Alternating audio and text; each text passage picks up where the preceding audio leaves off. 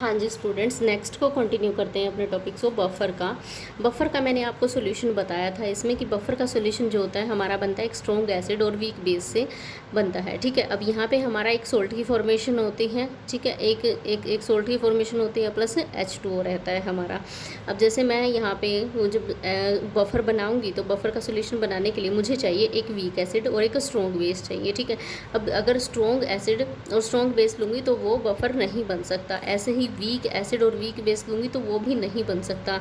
जब मैं क्या करूँगी, यहाँ पे एक स्ट्रॉन्ग एसिड लूँगी और एक स्ट्रॉन्ग बेस लूँगी तो देखिए यहाँ पे क्या हो रहा है, नहीं बन रहा है। ठीक है, तो यहाँ पे ऐसे ये देखिए, ये मैंने एग्जांपल लिए हुए हैं यहाँ पे कि जो स्ट्रॉन्ग एसिड है और स्ट्रॉन्ग बेस है कौन से जैसे H2SO4 हो गया, हाइड्रोजन क्लोराइड हो गया, ऐसे ये देखिए अमोनियम ऑक्साइड हो गया, ये देखिए पोटेशियम ऑक्साइड हो गया। ठीक है, तो ऐसे ही KOH हो गया, ये देखिए यहाँ पे वीक एसिड ले लिया मैंने, वीक बेस ले लिया है। अब कॉमन बफर हमारा होता है एसिटिक एसिड बफर होता है। ठीक है, जो कॉमन होता है, जो बहुत कॉमनली हमारी लैब्स में यूज़ होता है। आगे देखिए, इसमें मैंने लिया हुआ है कि जो एसिटिक एसिड है इसकी एक रेट लिमिटिंग होती है। बेस स्ट्रॉन्ग नीड्स NaOH होता है। ठीक है, जो नीड्स चाहिए इसको बेस स्ट्रॉन्ग की वो NaOH होता है। अब इसको जब मैं रिएक्शन करवाऊँगी इनकी तो CH3COOH प्लस NaOH हो गया, इधर से हमारा आ गया Ka जो एसिड स्ट्रेंथ होती है हमारी। ठीक है, अब इसने बना दिया CH3CONa प्लस H2O। ठीक है, ये हमारा सोल्ट बन गया यहाँ पे। और ये जो NaOH है ये कम्प्लीटली आयोनाइज्ड हो गया क्योंकि ये स्ट्रॉन्ग है, और अगर ये वीक है तो ये इनकम्प्लीट आयोनाइज्ड होगा। ठीक है, अब वैन जो एसिड स्ट्रेंथ होगी, एसिड स्ट्रेंथ हमारी क्या होगी, देखिए जो हमारा बफर है अगर वर्क कर रहा है प्रॉपरली तो हम एसिड स्ट्रेंथ को डिटरमाइन कर सकते हैं, जो हमारा Ka रहता है। ठीक है, अब यहाँ पे देखिए हमारा जो क्या होता है, दो तरह की रिएक्शन यहाँ पे शो होती है बफर में। एक बैकवर्ड रिएक्शन होती है, एक फॉरवर्ड रिएक्शन होती है। बैकवर्ड रिएक्शन क्या होती है, बैकवर्ड रिएक्शन होती है कि जिसमें जो हमारा रिएक्टेंट, जो हमारा प्रोडक्ट बन गया रिएक्टेंट से, जो दोबारा से है क्या रिएक्टेंट बन सकता है, तो उसको हम बोलते हैं, ठीक है, बैकवर्ड रिएक्शन या बाई डायरेक्शनल रिएक्शन भी बोलते हैं उसको। अगर एक बार रिएक्टेंट से एक प्रोडक्ट बन गया दोबारा नहीं बन सकता वो, तो उसको हम बोलते हैं फॉरवर्ड और यूनी डायरेक्शनल रिएक्शन बोलते हैं। ये हम 9th क्लास से पढ़ते आ रहे हैं। ठीक है, और ये बहुत इंपॉर्टेंट कंसेप्ट है। जब भी हम क्वेश्चन सोल्व करेंगे मैं आपको बताऊँगी कि हमारे पास जो दो वैल्यू देते हैं, ठीक है, क्वेश्चन में कि एक pK1 और pK2, pH1 pH2, ऐसे ही हमारे पास दो वैल्यू देते हैं, लेकिन हमें वहाँ पे सिलेक्ट करना होता है कि जो फॉरवर्ड रिएक्शन का लेंगे या बैकवर्ड रिएक्शन का लेंगे। ठीक है, तो मैं आपको जैसे क्वेश्चन सोल्व करेंगे तभी बताऊँगी आगे। ये देखिए NaOH मैंने यहाँ पे ले लिया और ये ब्रेक हो गया है सोडियम में और OH आयंस में। यहाँ पे देखिए OH आयंस में क्या हो गया, जो H आयन है तो वो क्या हो गया, यहाँ पे एब्जॉर्ब होता है। ठीक है, देखिए H आयन जो है हमारा अगर डिक्रीज़ होगा तो जो हमारा डिसोसिएशन है एसिटिक एसिड का वो इंक्रीज़ होगा। अब द सॉल्यूशन pH इंक्रीजेज और डिक्रीजेज। ठीक है, यहाँ पे दो तरह के केस हमारे फॉर्म्ड होते हैं, बनते हैं। ठीक है, कि pH या तो इंक्रीज़ होगी या डिक्रीज़ होगी। अब pH जो है, pH मैंने आपको बताया था ये क्या होती है, इन्वर्सली प्रोपोर्शनल होती है।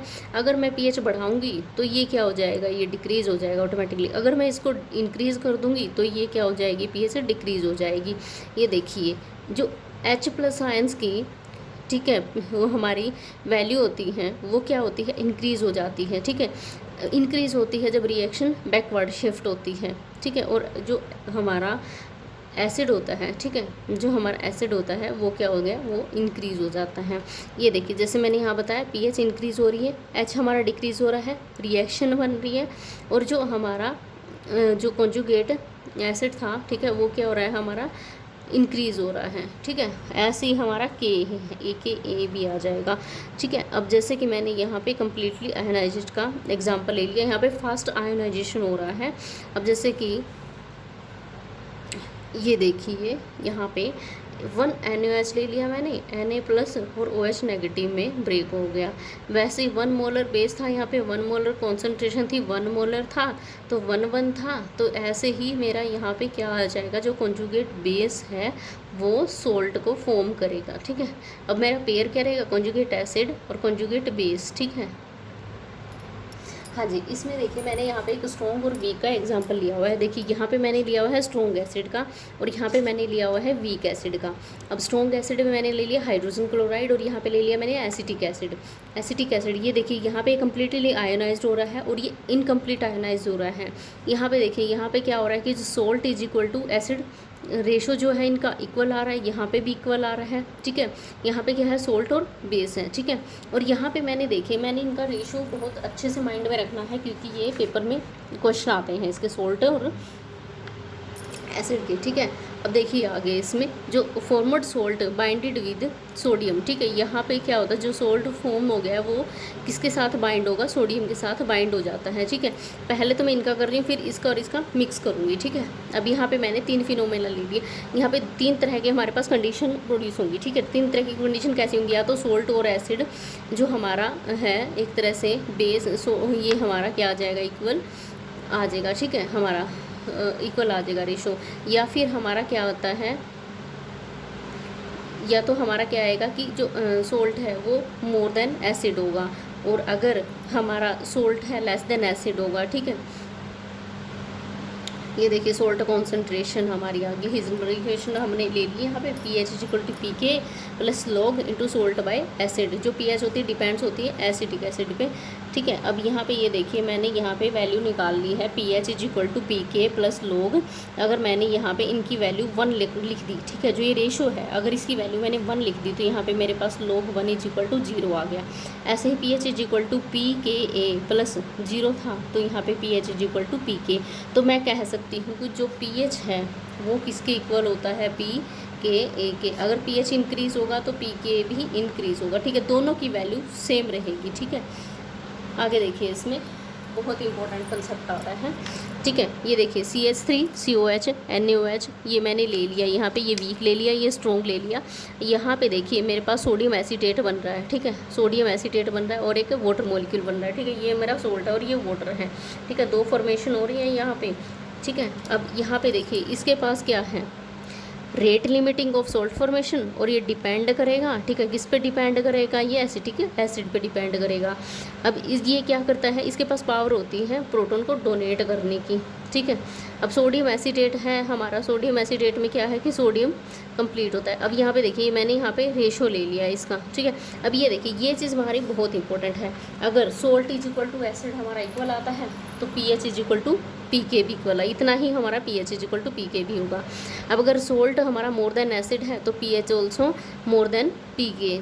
अब salt value more than A होगी, ठीक है यहाँ पे।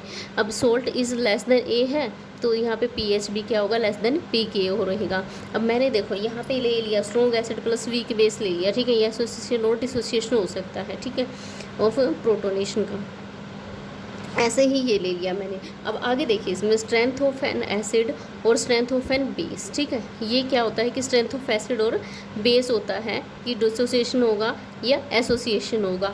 अगर एसिड की स्ट्रेंथ बहुत ज़्यादा होगी तो मैं उसको बोल सकती हूँ कि जो हमारा आयनाइजेशन वहाँ पे क्या होगा, हमारा डिसोसिएशन होगा, और अगर कम होगी वो कम्प्लीटली आयनाइजेशन नहीं होगा वहाँ पे।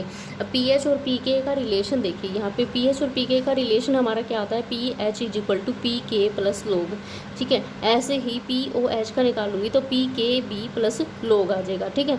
अब यहाँ पे देखिए एसिड और बेस दोनों का निकाल रहे हैं हम, यहाँ पे conjugate base by weak acid, conjugate acid by weak base. अब यहाँ पे वीक के लिए है, वीक एसिड के लिए, और ये वीक बेस के लिए है।